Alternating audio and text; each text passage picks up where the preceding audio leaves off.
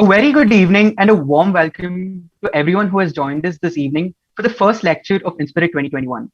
I'm Sushant, a manager at Entrepreneurship Cell IIT Madras, and I'm honored to welcome our guest for this evening, Dr. Niranjan Hiranandani. Dr. Hiranandani is the co-founder and managing director of Hiranandani Group of companies, one of India's largest real estate developers. Dr. Hiranandani started his entrepreneurial journey in the textile business before moving on to achieve great success in the real estate industry. His revolutionary project, Hiranandani Gardens in Powai, put him on the map, and since then he has taken the industry to great heights in terms of innovation and excellence. The Hiranandani Group, under his leadership, set the benchmark in terms of quality construction, technology and innovation, and holistic development. The group has diversified into education, healthcare, hospitality, infrastructure, entertainment, and organized retail. Thank you so much, sir, for joining us today. It is a great honor to have you with us. My pleasure to be with you, Sushant. It's great to be with all the budding engineers of great repute. And one fine day, we'll see all of you at the helm of affairs all over the world. Indeed, sir. It would have been better to interact with you physically, but as you know, the pandemic has stopped all of that, and we've had to adapt to new modes of communicating and interacting with each other. So, sir, how did you spend your time during the lockdowns? Were there any new hobbies or interests you were able to pick up, or was it business as usual at your end? Sushant, let me share with you. It was quite an experience to go through the COVID times. The first phase of the COVID story was the fact that almost, what should I say, 75% of 4,000 construction workers disappeared from the site overnight. They went back to their hometown, they walked to the places, they just disappeared out of fear from the city. So it disrupted totally the construction work and development that we did. The second disruption was the offices and others. And third was the sales, and all the other aspects of the supply chain were totally disrupted. So that was on the construction side. The second facet of it, I don't know whether you're aware, I run 14 colleges in Mumbai. I run 6 schools. And obviously that was also disrupted. And we were not used to the idea of working online. So we started this work online in order to get the education back onto track. And surprisingly, with technology, with the systems that are there and available to us now, which we use very comfortably, we had to teach 2,500 teachers and non-teaching staff how to get online. And we did. And in 45 days, we had 75 to 80% of students and teachers online. Others, many of them could not be online because of connectivity issues. Others couldn't be online because they were just not adapt to it, and so on and so forth. But the very fact that we were able to get 75, 80% within 45 days to get onto line was a kind of a paradigm. So that was the second aspect of the whole thing. The third part of the entire thing was to see how do we really get all the other aspects online quickly, whether it was health and other aspects of it. This was the biggest challenge of it all, because when you have a large number of people working for you, large number of teachers, students, and others, and we also run a hospital in Powai, the Hiranandani Hospital. And over a period of time, the challenges were great. There were issues of medicine. There was issues of getting more beds on COVID. The doctors were working round the clock. They got exhausted, the number of nurses. The issue, we set up an oxygen plant in our campus because oxygen was short supply, and we didn't want to ever be shortage of oxygen, different medicines and other things to take. Lots of challenges to be built. Simultaneously, I also happened to be president of ASSOCHAM in that year. So all my interaction with government on policy and interaction, I did 150 major interactions with governments in that period. I did almost 300 interactions with online platforms and on TV. So I was quite possible, and all this I did from home. So that was another aspects of it.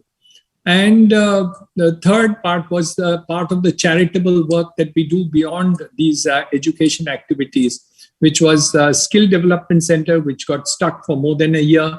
And also that I'm participant in various temples and other charitable activities. So all that was there. So all that, bringing it to a fore, bringing it back to normal, getting the construction work back, getting policy changes done, working on the platforms with the Prime Minister, with the various ministerial staff, with various state governments. I did more during COVID times than I could have possibly done during normal times. Because how could I go to all these places, various state governments, various meetings in the center and state, talking to my educational institutions, running my corporate office, running the real estate business. And my son led 3 new businesses. A data center setting up, an industrial platform and a joint venture with Blackstone, and a gas, first floating LNG terminal in India was completed at Jaigarh Port. So we did more during COVID times than we could possibly have done during. So instead of this challenge being a challenge, we turned challenges into an opportunity, which was there. Incidentally, I forgot, I also am the president of NAREDCO, the National Real Estate Development Council, and we worked a lot on construction labor, migrant labor, and the construction industry as such, including various policy measures, implementations with the state and center government. So it was really disruptive in more than one way, but we were able to put back on track in various ways, which we never dreamt of before. I think the fact that the Hiranandani Group was able to come out of this strong speaks volumes about both the quality of the group as well as your leadership abilities, sir. So having started your career as an accounting teacher, which was considered to be a relatively safe profession in the 1970s, what motivated you to take the leap of faith and venture into entrepreneurship, first in the textile business and then in the real estate business? So ever since I was studying in commerce, I had decided my mentors looked like people in business and industry. And I always thought that I would do that.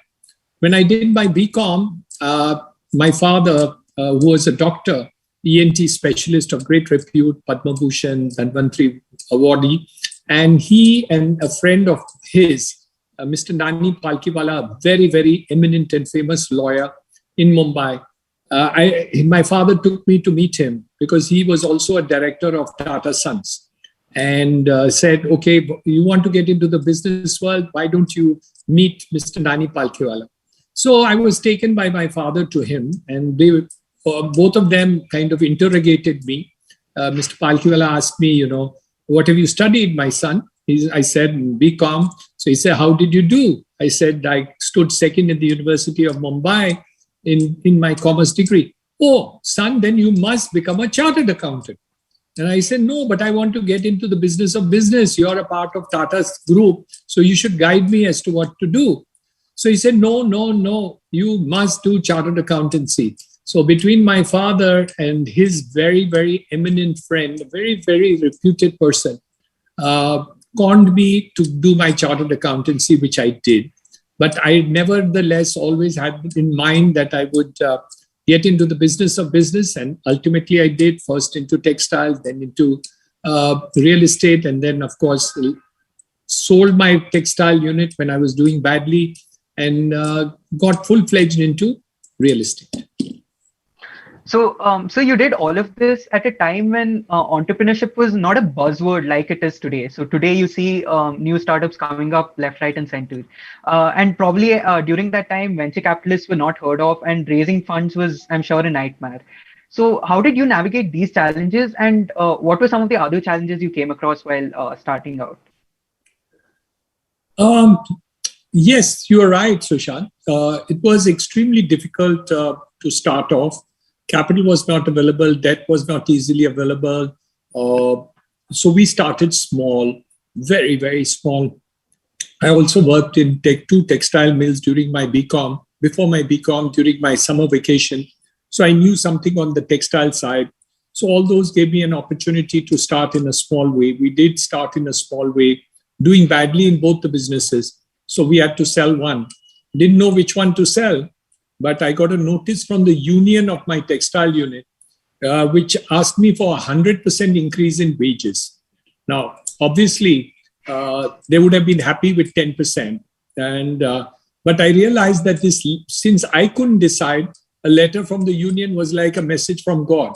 So I sold my textile unit and then jumped into full-fledged into real estate. And so it was kind of a decision to take. Lots of issues as far as real estate is concerned. Wasn't considered a good industry. It was considered a place where the underworld worked. The Haji Mastans and the Yusuf Patels and the Davuds of the world. We used to be in the construction industry. Not a good place to be.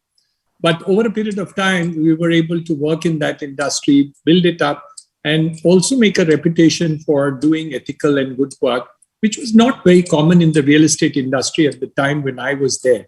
But now it's changed, and you get a lot of good corporates, public sector listed companies also wanting to do real estate. So obviously, we made it into a clean industry. So we can take a little bit of the credit for it, I guess, at least the members of the industry along with me. So I think it's a good fun to really see the difference which has taken place in terms of bringing up credibility of the industry.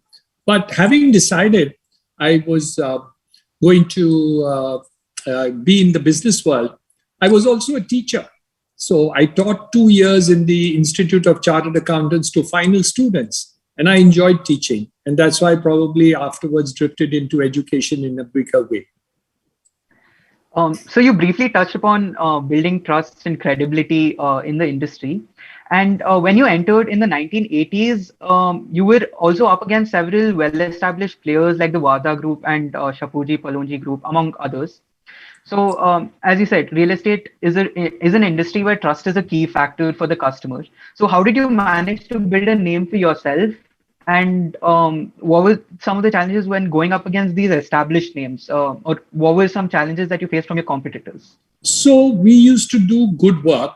We did quality work. We created trust among the people who dreamt with us. And we sold cheaper than the branded names. So while we created great quality products, we still sold it cheap because we didn't have the brand value at that point of time. Today, we can encash a brand value for the products that we create. And so obviously we get a premium price for the products that we build. And of course, as you said correctly, trust, faith, commitment, and all that is extremely important in order to create a brand which actually gets recognition. So all this took a lot of time. Till then, you actually made less money and spent more in order to continue your commitments and your quality and your deliveries. All this we continued to do many, many, many years ago. And over a period of time, automatically, we were able to build a brand name. So that just shows that persistence and sticking to quality will pay off in the long run. So moving on, in the 1980s itself, you had the vision to develop a 250-acre piece of land into the self-sustaining mini-city known today as the Hiranandani Gardens. This was when other developers' largest projects were probably a few buildings at most, if I'm not wrong. So what gave you the confidence that people will buy into your revolutionary concept and move to what was at that point of time a desolate region near Mumbai? So it wasn't as developed as it is today, right? So. There is a small story to that. What happened is we were building 11 buildings one by one in Warsaw, in a place called Lokhandwala Complex, which was the pride of place in those days. But every time I completed a building, I looked out of the balcony of those buildings.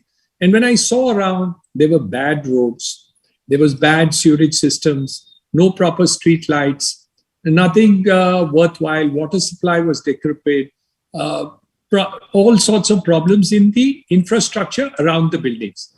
Now, that was actually quite disappointing because I was trying to make good buildings, but people who came into the complex of that, which was not belonging to me, because I made only maybe 10, 11 buildings ultimately out of 250 buildings in that complex, and there were much, much bigger builders than me in those days at that complex. So I had to look to others to help us to make all the infrastructure.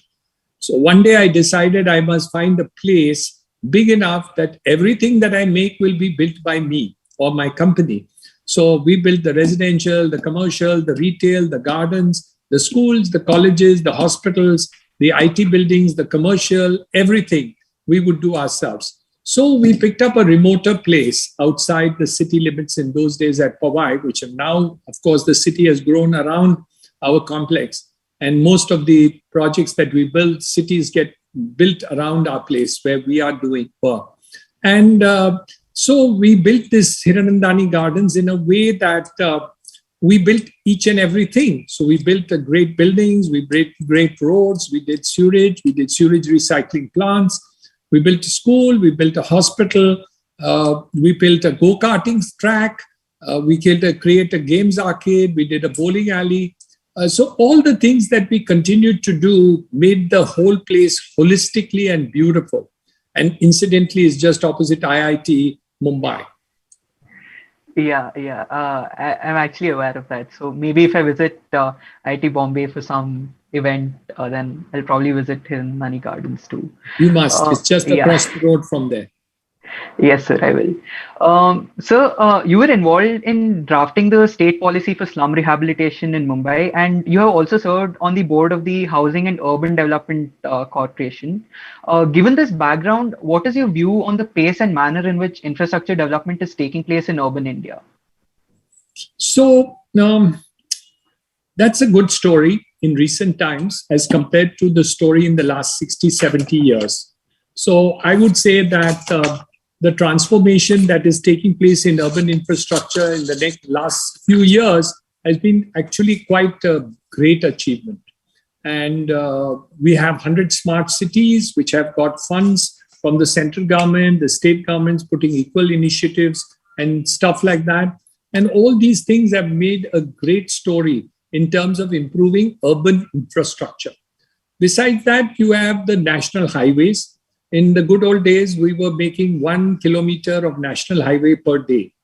Today, the government constructs 35 to 37 kilometers per day of national highway. So you can imagine the extent of urban infrastructure. Also, in most of the cities, we have the metro, we have the water supply projects, we have the sewage recycling plants. In Chennai, you have, of course, the saltwater distillation and also recycling of sewage place and rainwater harvesting. Not there in every state, but Tamil Nadu is doing a great job on that. So all in all, if you see, there has been a transformation, partly because the number of people now staying in urban areas in the country has increased. Tamil Nadu, again, is a good example, where almost between 53 to 55% of the total population of Tamil Nadu is now living in cities and towns, as distinguished from less than 30%, less than 30% in 1947 when we had independence. So there is a paradigm shift politically, economically, and town development-wise for the purposes of this. The second part of it is my connection with HUDCO, which is the housing finance company of the government of India. When I was there about 15 years ago, there was a huge transformation that we did in terms of investments into various infrastructure projects. We did buildings over railway stations. We did investments into towns, hospitals, and various things. Those have been very, very successful. As far as the slum policy is concerned, Maharashtra, I was a signatory on the slum redevelopment policy of the government of Maharashtra 20 years ago. And we worked out how we should redevelop all these slums into redeveloped places. A good start was made, but however, the project is so slowed down. And we are now trying to modify the policy in order that the pickup should take place, including the famous Dharavi project is likely to be tendered and redone. So I've been always working on policy, whether it was scrapping of urban land ceiling, or it was a policy of the tax-free nature in terms of it, or the Prime Minister's Awas Yojana project of funding, affordable housing scheme, the Housing for All scheme, and others that we are working towards to it. And now, of course, the rental housing policy. So I've always worked on policy with the center and state governments, and also been participant in various committees at the center and state level. it'd be too long to mention all the names. So you briefly touched upon the fact that more and more of India's population is moving to urban centers. This can lead to issues of congestion and overcrowding in urban centers. Some recent initiatives from the government are trying to address this. But what role do you think the private sector can play in addressing such issues? First of all, you have to understand that the agriculture activity cannot absorb more people. So it has to be various other things which will take place. So whether it's manufacturing, whether it's IT, whether it's services, whether it's other type of professional activities, those are more city-centric in terms of development. And when you invest an equivalent amount in city development, the returns are much more in terms of number of people to be employed per rupee which is spent on infrastructure or development of cities and towns. That is why the question came up of making smart cities, because we want to rapidly increase GDP and also the per capita earning of the country we need to push. That can only happen if you move towards developing more towns, more cities, and employment generation in the cities which are there. Of course, we need to develop the villages side also.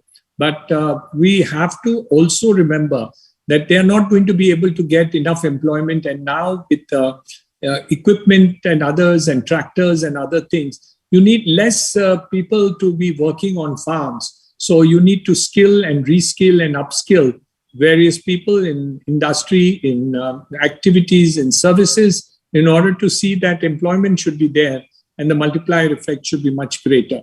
So that is the reason why in recent times, the Prime Minister has been giving emphasis to urban infrastructure as much as rural infrastructure, though we are developing both. But urban infrastructure, which has been decrepit in most towns and cities, we are really going to do it. The private sector also has to work towards improving the infrastructure within the townships. But the external infrastructure, only the governments can do in terms of power, transportation, water supply, public utilities like fire stations, police, courts, and so on and so forth. That's interesting, sir.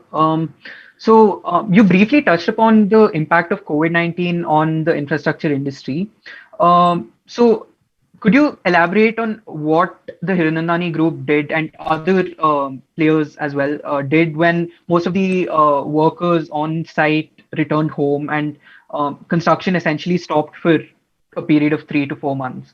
And so what was the reaction like, and how did the industry manage to cope with this? Very difficult. So the first part of it was extremely difficult. We looked after our construction labor. We at the second phase, we vaccinating them. We kept them segregating distances. We looked after them.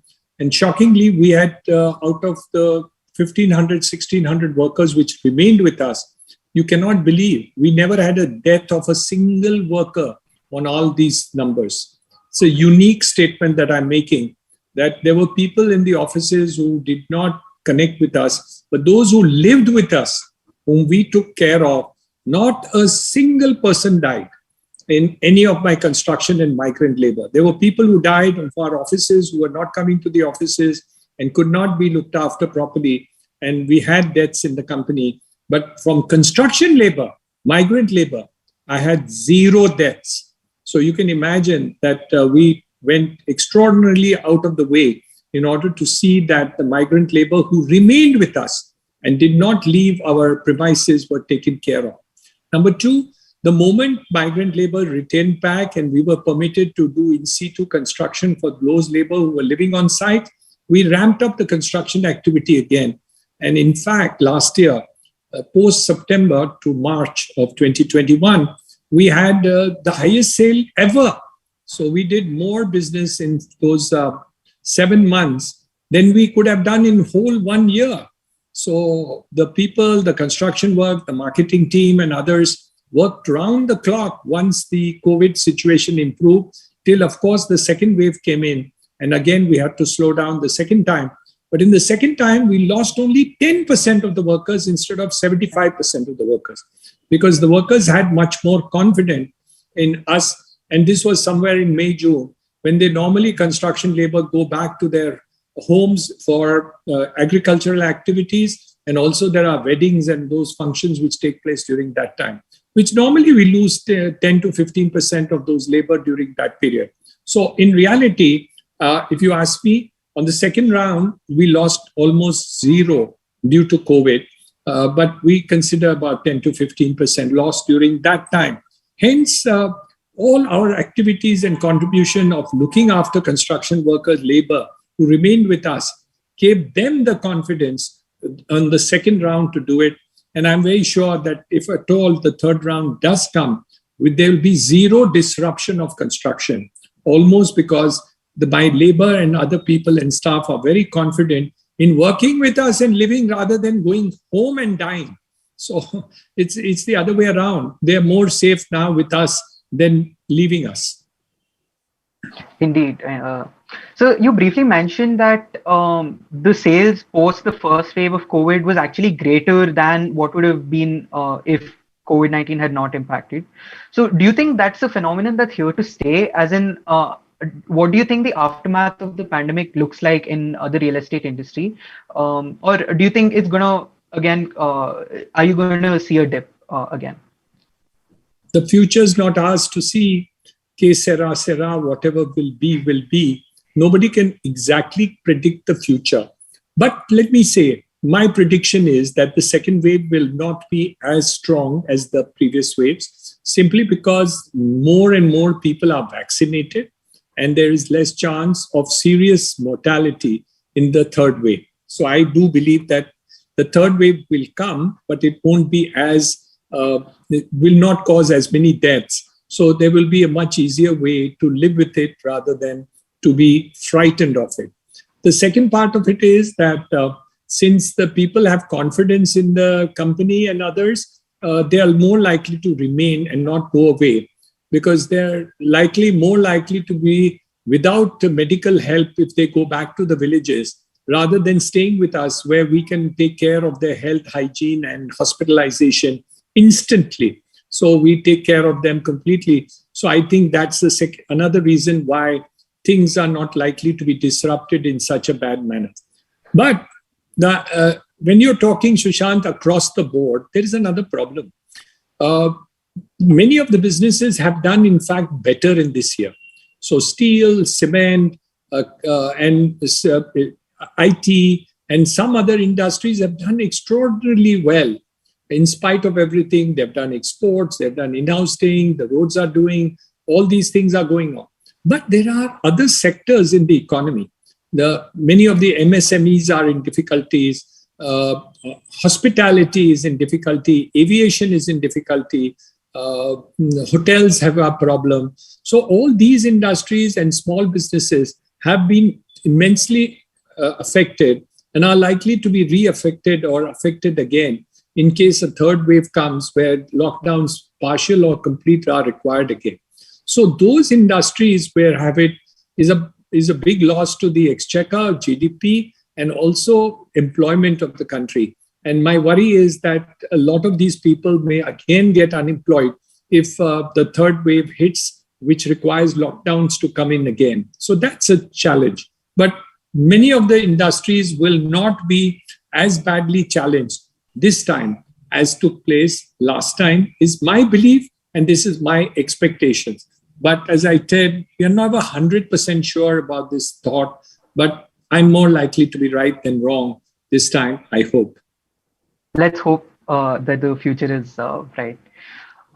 Sir, in recent times, emerging startups have focused on areas like artificial intelligence, robotics, e-commerce, ed tech, to name a few. So where do you think the construction industry itself stands with respect to these trends in terms of startups? So in what ways can the construction industry be made to look more attractive for startups to explore? There are lots of areas. A lot of startups can look at construction in order to prepare technology to speed the construction, to improve the quality of construction, in order to reduce the cost of construction, in order to improve the marketing of building activity, in order to do digitalization of most of the work that is required to be done, automation, artificial intelligence to study the market of the type of buildings to be constructed, or the methodology of marketing to be done, the social media, how to be used in order to communicate to most of the people, to obtain leads for whom to be marketed, which are the best areas and what is the best responses we get. Also to make assessments of what type of product that we need to make in terms of construction. What is the price points of the products that we need to create? All this will require technology, that will require artificial intelligence. There will be a lot of startups. They all come to me for various ideas, young people, in order to create various methodologies of improving project management, marketing, sales, human relationship. All these things now require technology to leapfrog into the next generation. So lots of opportunities in all the segments that you have mentioned. What do you think will be the major challenges these companies face, especially with respect to the real estate and construction industry? So some of these startups that you mentioned are working in various fields, right? So, for example, sales and artificial intelligence and all that can be applied in a lot of different fields. So what are some of the challenges specific to the construction industry that these startups might face? I think it's the other way around. It's the industry which faces the challenges which should be answered by startups rather than the challenges which startups face. So it is the job of the startups to identify the problems of the industry or where they can contribute in order to simplify, improve, economize, speed, maintain quality, delivery, make better sales and all these things. So it is, in fact, what you need to do. Each youngster needs to, prospective entrepreneur, needs to study where is the opportunity in the construction industry? Where is the opportunity in marketing? Where is the opportunity in project management? Where is the opportunity of getting greater sales? Where is the opportunity of that? Then apply technology, artificial intelligence, and all the other factors in order to reduce costs, improve efficiency, improve quality, improve the idea of getting markets, improve the price points, improve all these things. So it is the reverse of identify the bottlenecks, not what are the bottlenecks for startups. The startups must, in order to get into the field, must identify those areas where they can contribute to improve the market for these things. It's not the other way. And that's not the case only in the case of real estate. Any person who wants to start a startup in any line of business must identify an objective, find out how you can use technology to improve it and simplify it, and then apply that technology in order to do a contribution and create a value proposition for themselves. That is the way to go about, not the other way around. So, sir, is the Hiranandani Group itself working with any interesting startups that you'd like to mention? Well, we work with large number of people, prospective startups. We haven't done anything with, we have done with some of them, but not any great deals have really fructified. But we work with many of them in order to complement the work and activity. There's one person we are talking to, which is doing project management. There's the other one who's identifying in the marketing field. There is a third one which has now come up. They have, in fact, the papers are lying on my table. They're looking at how they can do construction activity with new methods. You don't require shuttering at all. So you get a pre-shuttered, factory-prepared shuttering, which becomes the finishes for the building.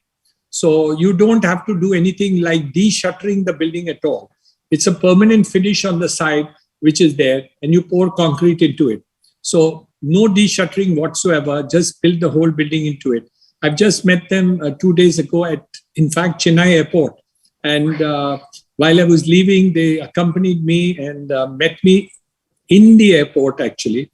And they did that presentation. And I believe they are doing one work in the Mumbai region, which is in the second week of September, and they're going to show it to us. I'm sending my team to have a look at it and see how this technology and ideas work.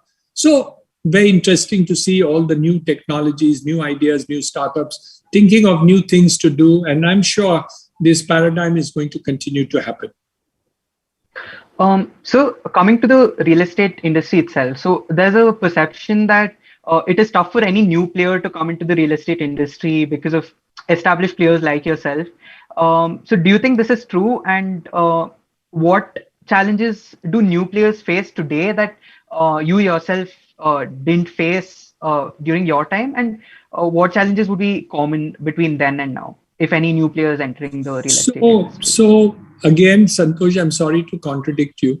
It's about 50,000 times easier for a person to enter real estate now than it was when I started life. And there was no capital available. There was no debt available. There were no loans for individuals who bought houses. Can you imagine such a time? And in spite of that, we had to run and create the business of business.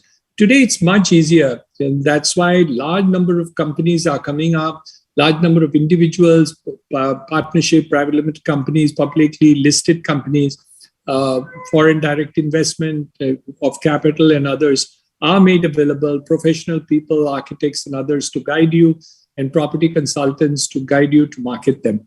So in fact, it's thousands times easier for a person to start the business of real estate and construction and others now than as compared to what we did in the time when I started my life. The challenges may be different because there's more competition in terms of the marketplace. But having said that, starting is much more easier today than it was yesterday. Okay, so you're saying it's easier for a new company to come up in this space. That's really interesting, sir. Yes, it is. Yeah. So we have collected a few questions from our audience members who've been watching live on YouTube. So I'll put across a few of them to you. Please. So the first one here says that over the years, who has been your inspiration or role model, and in what ways have they influenced your ideas and how? So I always have 5 mentors at a time. So every year, 1, 2, or 3 drop off, and 2, 3, 4 drop in. So if you ask me 30 years ago, 40 years ago, Dr. Maker, Mr. Raheja, and various people were there at that time. Mr. Talreja. Then after that was again Mr. Raheja, Mr. Lokhandwala, Mr. Ajmera, and those people were there. And later on, other people. So it's a constant learning that you do. And every few years, you learn from various mentors who are your inspiration in terms of the construction and activity. And it's not necessarily individual or companies. It could be countries. I remember going 35 years ago to Singapore, where they started, where the Housing Development Board of Singapore constructed 85% of the buildings in Singapore at that time. And I was amazed to see the townships they built. That was an inspiration. China has been an inspiration of that kind of construction in townships and scale that we do. And always taught me that, you can always do scale if you really wanted to. And so on and so forth. So I keep on learning every single day. And even today, I have learned. I had a marketing team do a presentation with me, and they gave me 2, 3 ideas, and I gave birth to 1 or 2 ideas, and they're going to incorporate my ideas. And I picked up 1 or 2 thoughts from the marketing team, and I said, wow, this is something great to learn from you. And what about these 2 ideas? And they said, we didn't think of this. Maybe we can try this too. So it's always a constant mentoring from people whom you learn. And it's a lifelong learning example. Nobody can stop learning. If you stop learning, you stop growing. If you stop learning, you disappear. The competition overtakes you and somebody goes ahead of you. And you have to adapt yourself to the changing environment in terms of economics, activity, technology in the field, and other activities. So another question that we've got asked about your philanthropic activities. So It asks what motivated you to start taking part in philanthropic activities. 22 years ago, 23 years ago, my father told me that when you make money, you should put up a school. We started building that school before we made money. And we borrowed money and then we built up the school. And then there was no going back. We always realized that you have to contribute back to society. And as you grow, you can't wait for your old age in order to contribute. You can contribute less or more, but you have to start very young because you don't know, life can be limited. No, we just had a death of an actor at age 40. So, I mean, if one doesn't know the length of life that you're going to live. So the earlier you contribute, even if it means 1 rupee you contribute, or 10 rupees you contribute, or 100 rupees you contribute, or 1 billion rupees you contribute, is irrelevant. As long as within your capacity you contribute, it is to be done. So we did that. And as we grew, the contribution kept on growing. And now it's become enormous, of course, compared to my own strength and things. And of course, there are many people within the country and now overseas who are much, much bigger in philanthropy than I can even dream. So, but the point is that irrespective of what you do, if you start contributing when you are young, even if it's slightly less or very small, and even if people say, oh, what is this so little a contribution that you want to do, doesn't matter. As long as you're contributing something back to society in terms of good work, CSR, as you may call it, charity, if you want to call it what you want. It's about giving. And as long as you're giving, and the giving not necessarily in terms of money, I believe in giving also in terms of other ways. I give ideas, I give thoughts to other institutions, I help them design their thing. I worked on temples where we designed temples, helped them to construct, the project management and other things. Of course, contributed some money on myself. But the idea is you can do contribution in terms of time, energy, money, technology, thoughts, ideas, and things, and also money. So money is an also, not the main thing. So we work on many things. We improve education. We are working on the national education policy. I've been appointed on Dr. Mashalkar's committee on education policy in relating to Maharashtra and various things. So we keep on doing this. Government of Maharashtra has given me a separate university. I've just started a school of real estate in the university. So all these new things we have done and keep on doing new things and contribution back to society. It's about giving back when you have the capability of doing it, but don't wait till you're too old and too late to be able to give. Give little, but keep giving. I think there's a lesson for all of us that we should always look to give back to society and contribute in any little way that we can. So another question that we've got asked, while starting out, how do we find people to understand our vision and build a team of people with aligned passion? Team is always about looking for people who are better than you. I like to surround myself with people who are always better than me in the subject that I'm dealing. So if I'm dealing with construction, I'd like to get somebody who's better than me in construction. If it's on finance, I'd like to get somebody who's better than me in finance. If there's somebody in marketing, I'd like to get somebody who's better than me in marketing. So I like to surround myself with people who are better than me. So that helps me to grow myself.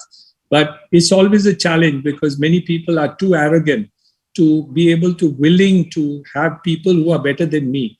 They prefer to have chamchas or yes men around them or yes women around them. But all in all, that doesn't work in the long run. If you really want to grow, you have to have people who are better than you in order to grow your business, your activity, your mind, your opportunity, your thinking, your thought process, and what you do. So I love to do that. And it's always a pleasure to get brighter minds from anywhere and everywhere. Could be young, could be old, could be mature, could be immature. But it doesn't matter. As long as you get people with bright ideas, youngsters, and oldsters who have got experience, both are important in order to grow yourself and your own mind in terms of it. And I'm constant. And the one thing I can credit myself is that I'm a fast learner. So if I get somebody who's cleverer than me, I learn from that person pretty fast. So that's my plus point in life, that I love to surround myself with people who are bright like you. I'm not sure I'd put myself in that category. So, another question related to entrepreneurship. So, this one says most entrepreneurs usually face a situation where everything looks bleak ahead and the entrepreneur considers quitting. Was there ever a situation like that for you, sir? And if so, how did you overcome it? 100 times. Every time you want to take the next step into the next project, into the next leap in the dark, in the next growth factors, in new businesses that we do, it's always a leap in the dark, and there are going to be setbacks and for pitfalls into things that you do. But that's the role of an entrepreneur, to fall, stumble, get up and get back onto track and start walking again.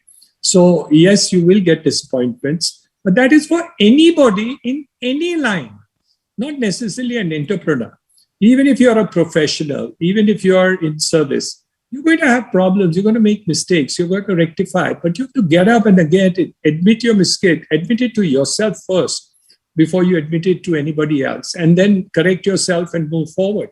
So even if you're a good professional, you've got to know that you're going to make mistakes at some point of time in life. In relationships, you're going to make mistakes. Apologize. Correct your mistakes and move forward. The other side will definitely forgive you. And even if he doesn't forgive you, next time remind them that I'm going to forgive you when you make your mistake, and go on and build that relationship on trust and faith, and a good relationship to do. So I think it's always good to learn all the time in order to do it. So is there any one particular instance out of those 100 that comes to mind where everything looked really bleak and you thought you wouldn't be able to get out of that situation? I had an investment by an international investor group which had invested into our corporate entity. And we had made some forward-looking commitments. That's what they said. And because 2008, there was a Lehman crisis, obviously the markets went down. So we had to reset all our plans.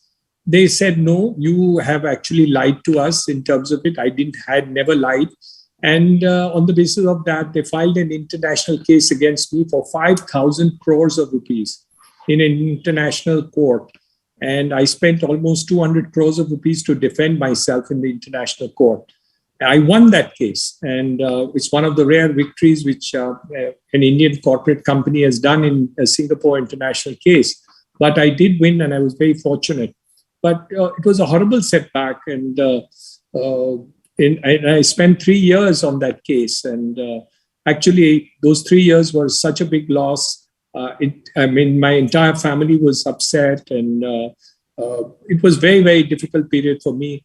One of my friends actually thought that I was going to commit suicide.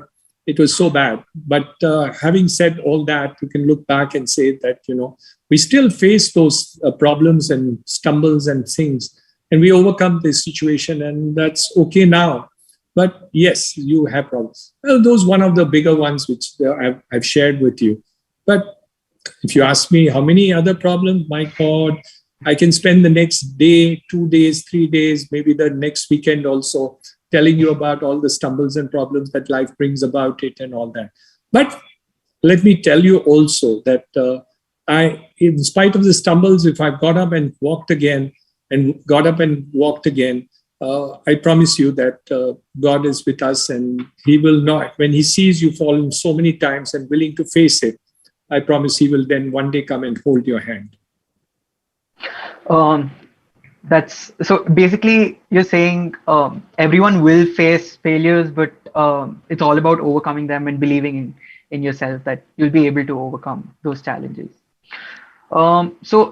So, what would be 3 pieces of advice you would give to students who are yet to begin their professional careers, whether it be with respect to the careers or life in general? The first thing is, I think you should love your work. Everybody says, oh, I'm going to work and I finished my work, so I'm going to enjoy. That is the end of success. If you want to be successful, you've got to say, I get a joy in going to work. There's an actor called Akshay Kumar. I met him, and he gets up at 3:30 in the morning, exercises for 3.5 hours every morning, and goes to work. And He said, the joy I get to go on to the sets is unbelievable. I enjoy every moment of it. He is the most voracious producer of films in the Indian industry, because he even during lockdown, he found there was a gap to do shooting in London. So they managed to move the entire sets to London in order to, or someplace in UK to shoot. And he's a voracious worker, because he said, it's no work for me. I just get joy in acting. So can you imagine? While some other actor will say, oh God, I have to go for my acting and all that. I have to come back and then go for a holiday and spend time with somebody and all that. This fellow gets joy into it. And he's probably amongst the top 3 that I know in India. The acting and the amount of money they earn is most. But he earns it by loving the work. So I think the first thing is that you got to love what you do rather than just say, oh shit, I'm going to go to work. So that's the first and most important thing. The second most important thing in life is to improve yourself every day. So if I made a lecture, I made a lecture to IIT Mumbai. I did a lecture to VGTI Mumbai. Both are on YouTube if somebody takes the trouble of hearing it. I did a 1-hour lecture in both. I want to say that my lecture today in IIT Chennai, Madras, is better than the lectures I did in IIT Mumbai several years ago, or VGTI College some years ago. Why? Because I must improve myself every time I speak. I open my mouth, otherwise I should shut my mouth.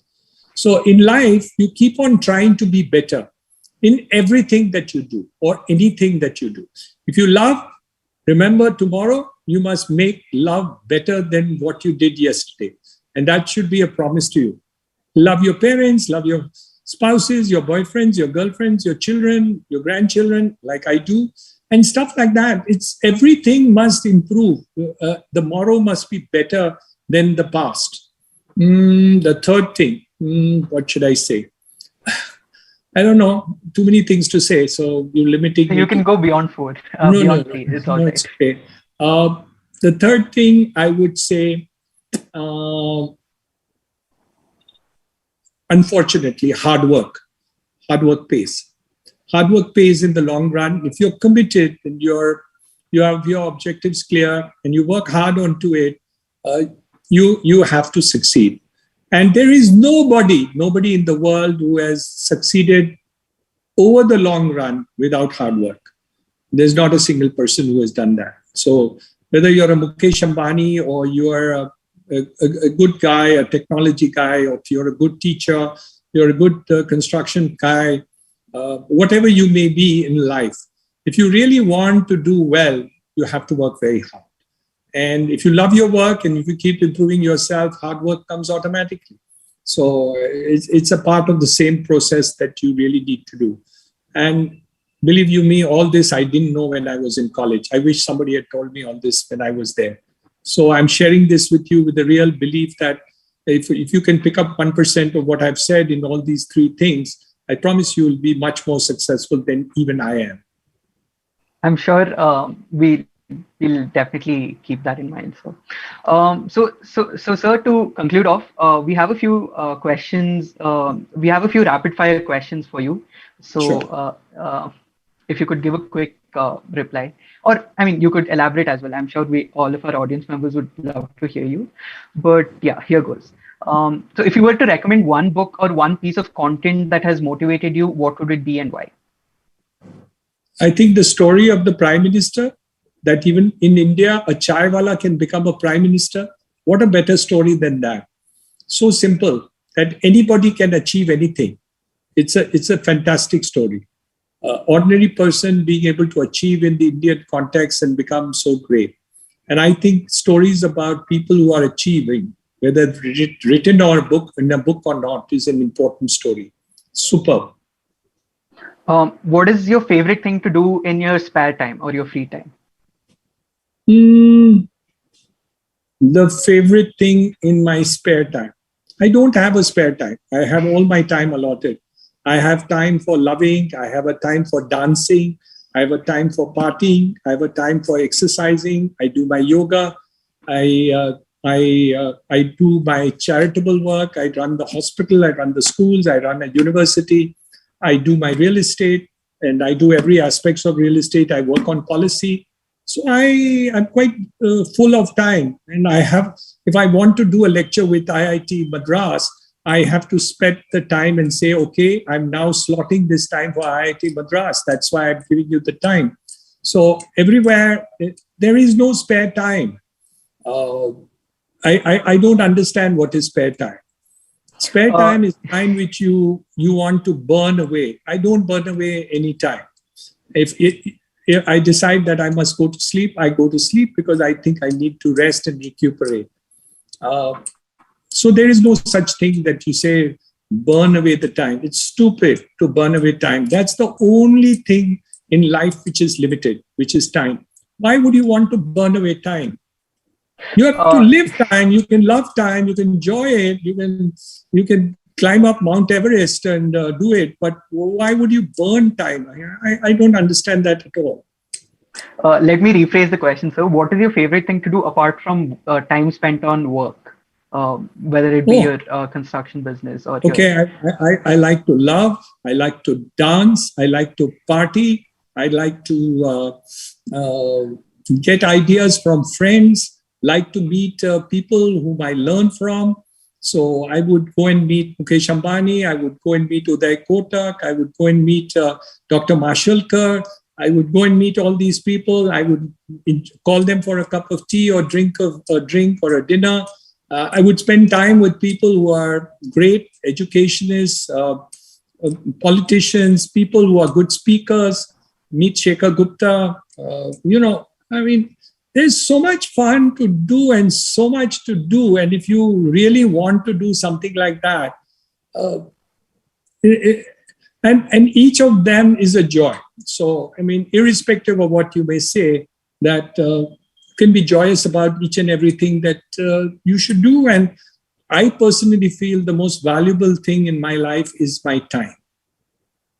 And I'm giving you 1 hour of it. We're grateful for that, sir. Okay, so what is the best piece of advice you have ever received?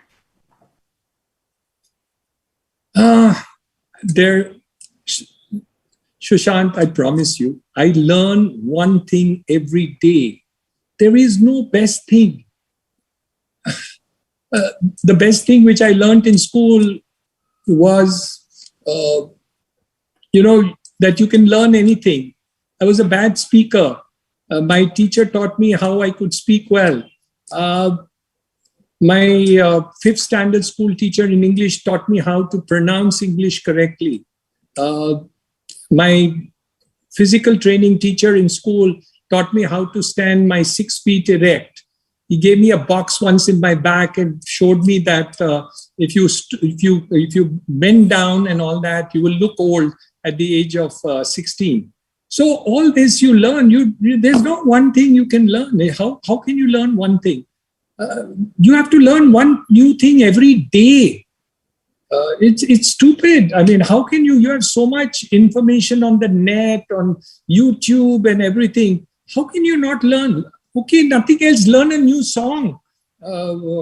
Learn something. Yeah, damn it. How can you say that you don't want to learn? You have to keep learning. And it's such a joy to learn. My father at age 82, he was a doctor and ENT specialist. He went to Germany to learn a new operation from another doctor who was 7 years younger to him and who had once upon a time come to learn an operation from him at 82. So, just keep learning every day of the year. If there was one thing that you could go back in time and change, what would it be? You can't change. Sadhguru told me once in a personal interview, accept the unchangeable and change the changeable. I don't look at the rearview mirror and want to change something which is past. I want to change something which is in the future. And that's what Sadhguru told me on a one-to-one meeting that I had with him many years ago. So I'll only look forward. I don't look backward. I even erase bad memories from my mind. One person asked me, oh, that time I had met you, you were in so much pain. I said, when was I in so much pain? And he reminded me. And then I remembered, yes, I was in so much pain. But I had erased it from my memory. I refused to remember that I was in so much pain on that day. Why would I want to look back? It's a waste of time. I was in pain that time. And now again, I should feel the pain again of the time which has already gone. Instead of having a joy of today, I'm worried about what somebody told me bad things yesterday. Let that bad thing be yesterday. Why should I have a bad thing today of a thing which is gone yesterday? So I refuse to remember. If you've been bad to me yesterday, I'll forget you. Simple. So I don't want to remember the bad anybody. It doesn't matter who that person is. I would rather look forward to the forward and anything. So nothing I want to change about yesterday because I can't change it. That's a very different viewpoint. So no, that is what Sadhguru taught me. So I can't take credit for that statement. Yes, sir. So, sir, I could keep interacting with you all evening, but we've already taken a lot of your time. Once again, thank you so much for joining us this evening. I had great fun interacting with you and also took away a lot from this session, as I'm sure all our audience members did as well. So thank you so much for joining us, sir. Thank you. All the best. Thank you, sir. I would also like to thank our audience members for tuning in to watch the first lecture of Inspirit 2021. Kindly stay tuned for more such exciting conversations and lectures during the course over the coming weeks. A feedback form will be shared in the chat. Please take 2 minutes to fill it. And to learn more about entrepreneurship and interact with like-minded people, join our Discord community of startup enthusiasts through the link in the video description on YouTube. Also, for the latest updates, follow us on our various social media handles. Thank you so much once again for tuning in. Bye. Thank you, sir. Bye-bye. Bye, sir. Thank you so much, sir. Thank you so much, sir.